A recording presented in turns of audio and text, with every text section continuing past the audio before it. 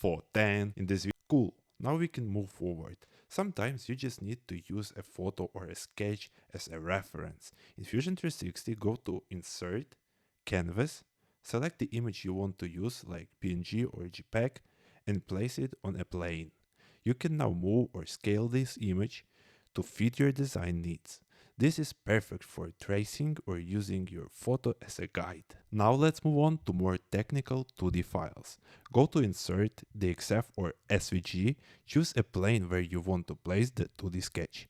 DXF, great for technical parts because it often comes in a fixed or a specific size. Many CAD and engineering programs use DXF files.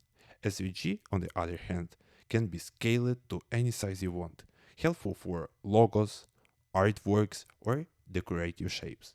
To check this size, simply draw or measure a rectangle in Fusion 360 and compare it to the SVG elements. Now let's jump into 3D files, which is super handy for 3D printing enthusiasts. Go to Insert, Mesh in Fusion 360, browse your OBJ or STL file and insert it.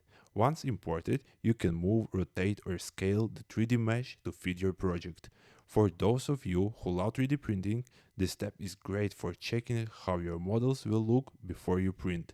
Hope your print bed adhesion is working great today. That's all you need to know to import and manipulate files in Fusion 360. These methods have served me well for the last couple of years, and I rarely need anything else. In the next video, I'm going to show you how to convert a mesh into a solid model, so stay tuned.